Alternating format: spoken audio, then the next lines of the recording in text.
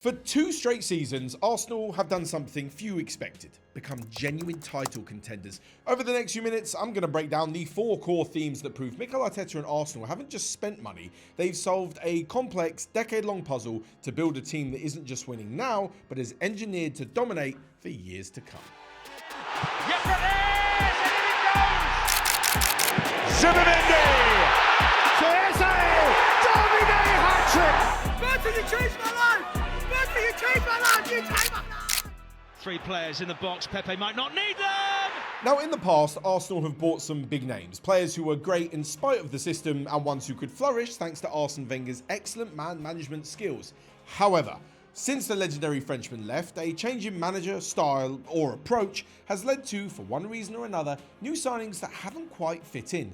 Consider Nicolas Pepe, for example. The signing of him in 2019 for a ridiculous 72 million was for a winger who thrived in the counter-attacking football of Lille, but fundamentally lacked the tactical discipline and pressing volume required for Arsenal's structured possession-based attack, leading to his marginalisation and ultimate failure at the club. Similarly, the initial promise of 𝗬𝗫𝗧𝗏𝗏 was shattered by his failure to adhere to Arteta's non-negotiable cultural demands, repeatedly clashing with management over attitude and discipline. Pepe was the tactical misfit and 𝗬𝗫𝗏𝗏 was the personality misfit. Aside from these guys, I couldn't even imagine to begin what the club was thinking when they signed a 32-year-old 𝗕𝗫𝗏𝗏 Luiz from rivals Chelsea. Anyways, this chaos in the transfer market is precisely what the current strategy eliminates. The club now sign players who are not just talented, but are engineered for the system, which has, in my opinion, led them to rarely missing the mark in the last few years. For instance, they didn't sign 𝗬𝗫𝗓𝗍𝗏𝗏 to be a traditional left-back. They signed a player who acts as a secondary playmaker in midfield. Did he personally turn out to be the best player? No. But the system was in place, and the club needed to steadily and progressively upgrade in each position, buying players who would not only be comfortable in their way of playing, but also able to adapt if and when Arteta did. This meant that despite having been burnt by previous expensive signings, the club didn't hesitate to grant Arteta's wish of spending over £100 million on Declan Rice, because they all knew it would work out. In Rice, Arsenal got a tactical chameleon, signed for his capabilities as both a deep-lying number 6 and a box-to-box 8-8, a player who can do it all and then some. Mikel Arteta has often said his philosophy requires ruthless consistency and a culture that everyone must live by, and the recruitment team translated this philosophy into a surgical, detail-oriented process. Former sporting director Edu himself admitted he received reports of over 180 pages on one specific player, covering their physical, tactical and mental profiles. This plan of action has seen Arsenal's transfer business go from scattergun to plugging a specific technical or psychological gap. And the result is a seamless tactical unit, not a collection of talented individuals, which leads directly to my second point.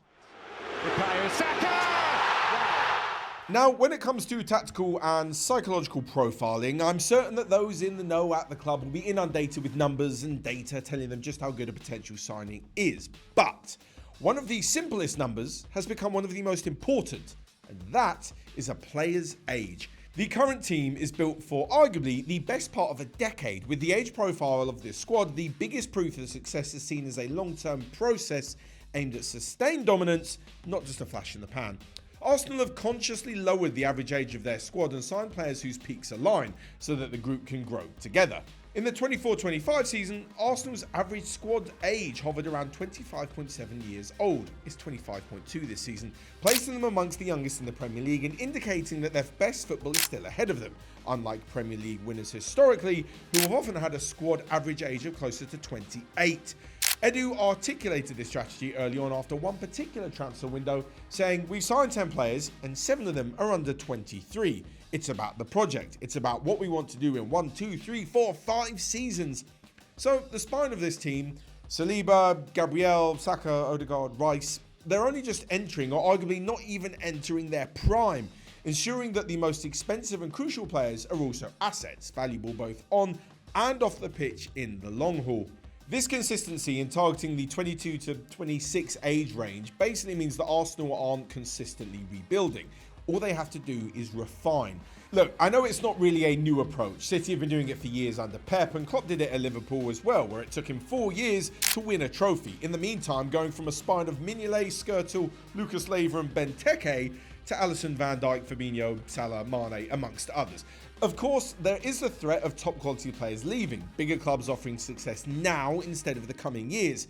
But at the moment, Arsenal's success seems so inevitable. They're heading in the right direction that I can't really think of a player who would want to jump ship. Not only because of how well they're doing themselves on the pitch, but also because of the ambition and movement shown off the pitch when it comes to the planning and intentions of each transfer window. And this is where Arsenal just do not miss.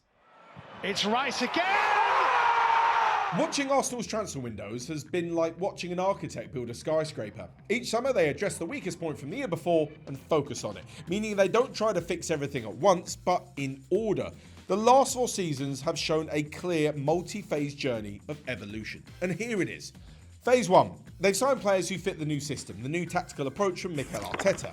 And although in time it's fair to say 𝗕𝗫𝗧𝗏, Fabio Vieira and Zinchenko weren't generational signings, these transfers in the 22-23 season were genuinely the last time Arsenal made poor permanent signings, and they were good at the time. Phase 2, and in 23-24, they added elite level players capable of providing quality in their given position, but crucially, also versatility. You've got the all-encompassing talent of Declan Rice, the tactical versatility of Kai Havertz, Jurrien Timber, although he did get injured on his debut, and the much-needed reassurance of David Raya in between the sticks. Then came Phase 3, and with the style of play nailed on, it became easier to pinpoint exactly where they needed improvements in the starting 11 for the 24-25 season, allowing Arsenal to enter their era of tweaking things ever so slightly rather than needing wholesale changes. Calafiori and Marino were upgrades, whilst Ethan Nwaneri and Miles Lewis-Skelly provided young but hungry and capable competition out of the academy that wouldn't carry the pressure of needing to be the team saviours, but could be trusted to give the big guns a rest whilst giving them crucial experience as well. And of course, they cost nothing. All of this then brings us to the summer of 2025, where Arsenal not only tackled the need for a clinical top-tier striker and for a specialist pivot too, but somehow they managed to combine all of the previous window's successes into one. Look, ruthless marginal gain is effectively what they were buying with Victor Gyökeres and Martin Zubimendi, but in Eze and Hincapie, they've got versatile, high-quality options, whereas the signing of Mosquera and Madueke tick the boxes for being both really good backups and young, hungry talents who will push the overall competitiveness and quality of the broader squad higher. Experienced backups in Kepa and Norgard come with relatively low expectations and almost aren't really up for judgment. And just to be sure all angles were covered, let's not forget adding Max Dowman into the mix from the academy that just can't stop producing top talent. It's honestly one of the best transfer windows I can think of in recent Premier League history. It's a window that elevates the whole squad from elite challengers to title winners. And like I said, this isn't by chance. This approach demonstrates remarkable patience and clarity from the leadership by continuously focusing their biggest spend on the most urgent structural weaknesses, ensuring that every massive transfer has maximum impact not only now, but, you guessed it, in years to come. And if you're wondering what the difference is between Arsenal's window and, let's say, defending champions Liverpool, well, I think Liverpool have plugged the wrong gaps. They spent big money on Wirtz and Isak, who are almost solving problems that Liverpool didn't have last season. They weren't struggling for creativity and goals. Okay, they sold Luis Diaz, but they didn't sign a like-for-like replacement. Neither Wirtz nor Ekitike fit that profile. What they were really struggling with was squad depth in almost every position and the constant threat of Salah or Van Dijk getting injured or, as harsh as it sounds, getting old. Now it looks like they'll have to spend more insane amounts of money to replace both of those two in the near future, all while still struggling for fit centre-back options in the current campaign. And Eze! All this talk of big spending does make the strategy sound risky, despite the data and analysis behind it, but the truth is that some of Arsenal's best business has gone under the radar, and that is in how they fund these big spending sprees, turning a potential financial fair play nightmare into a sustainable competitive advantage. The core of this theme is the pure profit model derived from the academy, an FFP masterclass if you will. Under the Premier League's profitability and sustainability rules, aka PSR, money made from selling an academy player, a player who costs nothing to acquire, is booked entirely as profit. This meant that the sales of players like Folarin Balogun, Emil Smith-Rowe, Eddie Nketiah, and amongst others, for significant fees, were clean profit that directly funded incoming transfers. The result is stability, allowing the freedom to continue making major signings without the fear of sanctions that have plagued other clubs. Even the structure of the deals is savvy, with the initial 𝗕𝗫𝗧𝗏 transfer being a loan, and then an obligation to buy, which strategically spread the cost across 2 financial years to ease the immediate PSR pressure. The consistent sale of fringe players and academy products at high valuations is the hidden engine of Arsenal's spending sprees.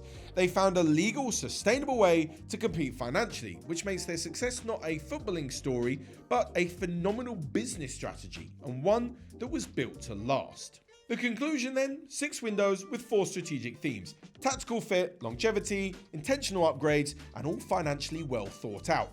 The result is a squad built on solid foundations, ready to enter its prime as a group, financially secure enough to remain at the top, and ready for multiple assaults on the Premier League title.